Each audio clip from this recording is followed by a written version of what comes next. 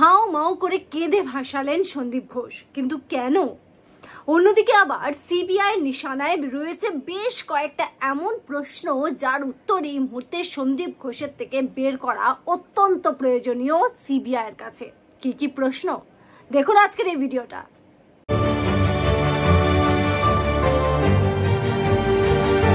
নমস্কার, the public pole breaking নিউজে আপনাদের সকলকে স্বাগত।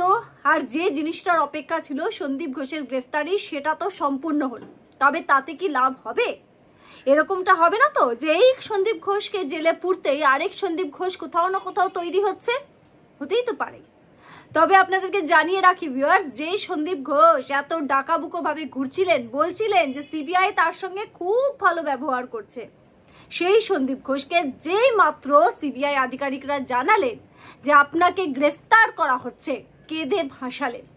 ছোট্ট একটা বাচ্চার মতো হাউ হাউ করে কাঁদলেন সন্দীপ ঘোষ। কি অদ্ভুত ব্যাপার। এবং এই ঘটনা যখনই তাকে বলা হলো যে আপনি গ্রেফতার, তারপরেই তার যে রিয়াকশন, এখানেই বেশ কয়েকটা প্রশ্ন। কি হয়েছিল সেই সময়, তার মানসিক অবস্থা কি চলছিল?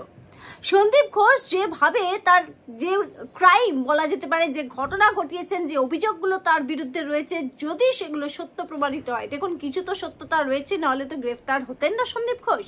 আর তা আবার 16 দিনের টানা জিজ্ঞাসাবাদের পর এমন কিছু তথ্য হাতে পেল সিবিআই, যার পরে তাকে গ্রেফতার করা হয়েছে। যে মাত্র তাকে গ্রেফতার করা হয়েছে, বোঝাই যাচ্ছে যে সন্দীপ ঘোষ বুঝে গিয়েছিলেন যে তার খেলা এবার শেষ। এবং যাদের কথা শুনে তিনি এই সমস্ত ঘটনা ঘটিয়েছেন, কারণ দেখুন যতই হোক এত বড় একটা ঘটনা, এত বড় বড় তার বিরুদ্ধে অভিযোগ, এইগুলোকে যে সফলতার সঙ্গে আগে নিয়ে যাচ্ছেন সন্দীপ ঘোষ, কোনো কিছু বাধা বিপত্তি আসছে না, কোনো ইনভেস্টিগেশন আসছে না, এটা সন্দীপ ঘোষ কি একাই করেছেন? যারা বলবে হ্যাঁ, তারা ডাহা বোকামি করছেন বলতে হয়। এত বড় ঘটনা একজন ব্যক্তি, এই এত বড় চক্র একজন ব্যক্তির পক্ষে চালানো সম্ভব না।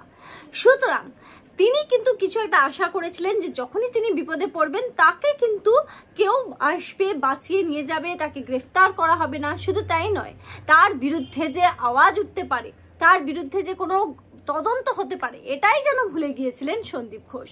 কিন্তু যেই মাত্র সিবিআই আধিকারিকরা বললেন যে আপনাকে গ্রেফতার করা হচ্ছে, সেই সময় তার যত আত্মবিশ্বাস, যাদের ওপর ভরসা করে সমস্ত কর্মকাণ্ড ঘটাচ্ছিলেন, সমস্ত কিছু কিন্তু ভেঙে চুরে একেবারে কাচের মতো, বা তাসের ঘর বলে না সেরকম, যেন কেউ ফ্যান বা হাওয়া চালিয়ে দিয়েছে আর সেটা একেবারে ভেঙে চুরে চুরমার।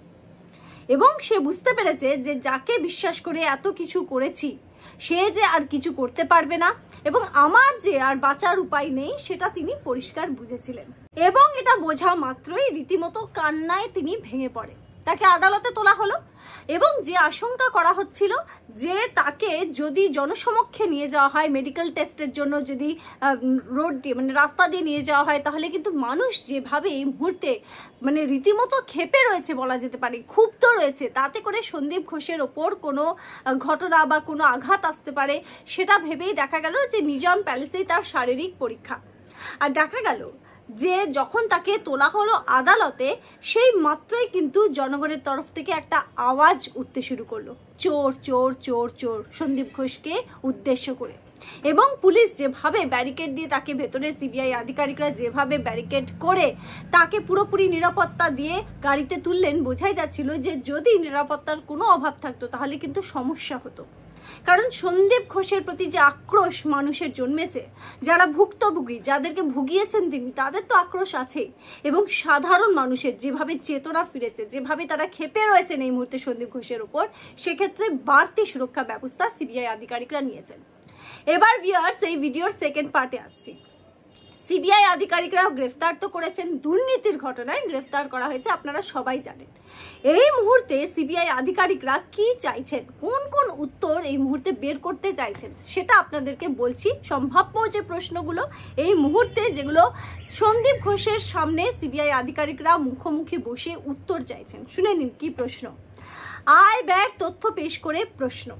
মানে সন্দীপ ঘোষের আয় কত, ব্যয় কত, সেই সমস্ত ডিটেলস কিন্তু এই মুহূর্তে রয়েছে সিবিআই আধিকারিকদের কাছে। এবং এই আয় ব্যয় নিয়ে প্রশ্ন আগেও করা হয়েছে, তার যথাযথ উত্তর কিন্তু দিতে পারেননি সন্দীপ ঘোষ, কিংবা তার উত্তরে বেশ কিছু অসঙ্গতি ছিল। সেখান থেকেই সন্দেহ তীর যে ঠিক ডাল মে তো কুছ কালা হয় সিবিআই আধিকারিকরা মনে করেন। তারপর মনে আছে বাড়িতে গিয়ে রেড চালানো, এবং তখনই মনে করা যাচ্ছিল যে রীতিমতো অভিযোগগুলোর পুষ্টি পাচ্ছেন সিবিআই আধিকারিকরা, শুধুমাত্র প্রমাণের অপেক্ষা আর গ্রেফতারিও সময়ের অপেক্ষা। সেটাই হলো। এই মুহূর্তে আবারও কিন্তু যেই সিবিআই আধিকারিকরা তাকে গ্রেফতারের পর জেরা করা শুরু করলো, প্রথম প্রশ্ন যে আপনার আয় এবং ব্যয়ের মধ্যে কেন সামঞ্জস্য নেই, আয়েরও যে বিষয়টা সেটাও খুব অস্বাভাবিক ব্যয়ের ক্ষেত্রে, সেই প্রশ্ন করায় রীতিমতো বিঁধেছে বলা যেতে পারে সিবিআই আধিকারিকরা। আর মুখে কুলু পেটে রয়েছে অসঙ্গতি, মুখ যেন তোতলে যাচ্ছে উত্তর দিতে সন্দীপ ঘোষের, এমন অবস্থা সিবিআইয়ের সামনে, এমনটাই জানা যাচ্ছে।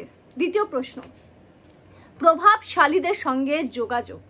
কোন কোন প্রভাবশালীর সঙ্গে আপনার যোগাযোগ রয়েছে, কার সঙ্গে দেখা করেন, কার সঙ্গে ফোনে কথা হয়, কেউ কি আপনাকে ইনস্ট্রাকশন দিয়ে কাজ করায়, আপনি এগুলো কি একাই করতেন যে অভিযোগ উঠেছে, নাকি কোনো প্রভাবশালী আপনাকে দিয়ে করাতো, আপনি শুধুমাত্র একটা মিডলম্যান? এই ধরনের প্রশ্ন, কারণ প্রভাবশালীর তত্ত্বটা কিন্তু প্রথম দিন থেকেই আসছিল।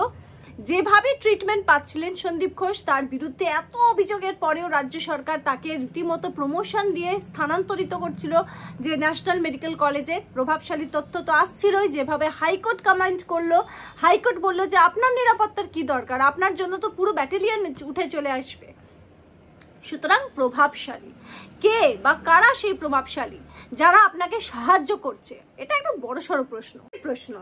টেন্ডার পছন্দের লোকেদের দেওয়া হতো, এরা কারা, কার কথায় এদের টেন্ডার দেওয়া হতো, তিনি কি পেতেন এই টেন্ডার দিয়ে, মানে তার কি বেনিফিট, মানে হয় না মোটিভটা কি ক্রাইমের, কোনো না কোনো মোটিভ নিয়ে তো করবে যে আপনি বেঁচে কুচে এই লোকদেরকেই টেন্ডারটা দিচ্ছেন, এটা কার, হয় তিনি কারোর কথা শুনে কোনো রেফারেন্সে দিচ্ছেন, কিংবা তার পকেটে একটা মোটা অঙ্কের টাকা যাচ্ছে, কিংবা কোনো চাপ রয়েছে, কোনটা? যদি আপনার পকেটে যায় সেটাই বা কেন, সেটাই বা আপনি একা কি করে করতে পারছেন রাজ্য সরকার বা স্বাস্থ্য ভবনের চোখে ধুলো দিয়ে, এটাও একটা সন্দেহের ব্যাপার। এরকম নানান ধরনের সন্দেহ চলে আসছে, আর সেই কারণেই কিন্তু দেখা যাচ্ছে যে সিবিআই আধিকারিকরা এমন একটা প্রশ্ন কিন্তু তারা তালিকাতে রেখেছেন। পরের প্রশ্ন, স্বাস্থ্য ভবনে কার কাছের লোক আপনি, মানে স্বাস্থ্য ভবনের কোন আধিকারিকের সঙ্গে আপনার বেশি কথা হতো, কি কথা হতো, আপনার কতটা যাওয়া আসা ছিল, কি কি কাজ করতেন, কার কার সঙ্গে দেখা হতো, কি কথা হতো, আপনি যে টেন্ডারের বিষয়টা যে কাজ করতেন এইভাবে যে অভিযোগগুলো উঠছে, সেই বিষয়ে স্বাস্থ্য ভবন কি জানতো, আপনাকে কোনোদিন স্বাস্থ্য ভবনের কোনো কর্তা জিজ্ঞাসাবাদ, কোনো চিঠি এসেছে আপনার বিরুদ্ধে যে আপনাকে জিজ্ঞাসাবাদ করতে চাইছে স্বাস্থ্য ভবন, কোনো প্রশ্ন, কারণ এই ব্যক্তি সন্দীপ ঘোষের বিরুদ্ধে যে অভিযোগ জমা পড়েছে তাকে যে কোনো প্রশ্নই করা হয়নি, তার বিরুদ্ধে যে কোনো তদন্তই হয়নি, এটা শুনেই কিন্তু সবাই অবাক। একজন কমপ্লেনেন্ট তো আমাদের সামনে রয়েছেন আক্তার আলী, যিনি কিন্তু ডেপুটি সুপার ছিলেন এই আরজি করে, এবং তার যে ধরুন আমরা সাধারণ মানুষ গিয়ে কমপ্লেন করার, তার গিয়ে কমপ্লেন করার মধ্যে অবশ্যই গুরুত্ব অনেকটা বেশি। সেই হাসপাতালেরই ডেপুটি সুপার, তিনিও কিন্তু এই একই অভিযোগগুলো করেছিলেন, এবং তার অভিযোগের ভিত্তিতেই সিবিআই তদন্ত এই দুর্নীতি কাণ্ডে। সুতরাং এই প্রশ্নটা তো ভীষণই গুরুত্বপূর্ণ যে কার নির্দেশে এই কাজগুলো করতেন, কেন করতেন, আপনার কি কি লাভ হতো, আপনার কি কিভাবে আপনি লাভবান হয়েছেন, এই প্রশ্ন। এরপরে হচ্ছে স্বাস্থ্য ভবনে কার সঙ্গে যোগাযোগ, এটা খুবই ইম্পর্টেন্ট কথা। 5 নম্বর প্রশ্ন, তার বিরুদ্ধে ওঠা প্রশ্ন সামনে রেখে, মানে ডেড বডির সঙ্গে রীতিমতো ব্যবসা পাঠিয়ে দেওয়া হচ্ছে, ডেড বডিকে ভাড়া খাটানো হচ্ছে, ডেড বডি দিয়ে বাড়ির লোক দেখতে চাইলে বলা হচ্ছে টাকা দিন, টাকা, তারপরে আপনি দেখতে পারবেন, এবং এই বজ্র পদার্থ পাচার করা, সরকারি হাসপাতালের বিভিন্ন জিনিসপত্র বেসরকারীকরণ করে দিয়ে বেসরকারীকরণের পথে বিক্রি করে দেওয়া, এবং তার থেকেও বেশি আরো অনেক অভিযোগ, ভুরি ভুরি অভিযোগ তার বিরুদ্ধে, স্টুডেন্টসদেরকে ফেল করানোর, এই সমস্ত যে অভিযোগ তার একটা তালিকা এই মুহূর্তে সিবিআই আধিকারিকরা বানিয়েছেন, আর সেই প্রশ্নগুলো ফেলে দিচ্ছেন সন্দীপ ঘোষের সামনে, বলুন আপনার বিরুদ্ধে এই অভিযোগ আছে কি বলবেন, আপনার বিরুদ্ধে এই অভিযোগ আছে কি বলবেন। মানে রীতিমতো সিবিআই আধিকারিকরা চারপাশ ঘিরে কিন্তু এই মুহূর্তে কাজ করতে চাইছেন, কারণ গ্রেফতার তো হয়েছেন সন্দীপ ঘোষ, এবার আদালতের সামনে কিন্তু ইকুয়ালি তাকে দোষী প্রমাণ করাটা সিবিআইয়ের কাছে বড় চ্যালেঞ্জ, আর তার জন্য তথ্য প্রমাণ জোগাড় করা আরো বড় চ্যালেঞ্জ। এই মুহূর্তে তাতেই মরিয়া এবং সেই চেষ্টাই করে যাচ্ছেন সিবিআই আধিকারিকরা। আর এই গ্রেফতারির পর গোটা বাংলা এখন দেখতে চাইছে যে আর কাকে কাকে গ্রেফতার করতে পারে এই ঘটনায় সিবিআই আধিকারিকরা, আর সন্দীপ ঘোষের ভেতরে বা পিছনে কারা রয়েছে, সন্দীপ ঘোষের মাথার ওপর কোন প্রভাবশালীর হাত, সে সমস্ত কিছু যাতে বেরিয়ে আসে সেই দিকেই তাকিয়ে রয়েছে গোটা বাংলা। দেখতে থাকুন the public pole breaking news. আপনাদের গুরুত্বপূর্ণ মতামত এই বিষয় নিয়ে অবশ্যই কমেন্ট করে জানাবেন। দেখতে থাকবেন the public pole breaking news, জনতার দরবার। ভালো থাকবেন।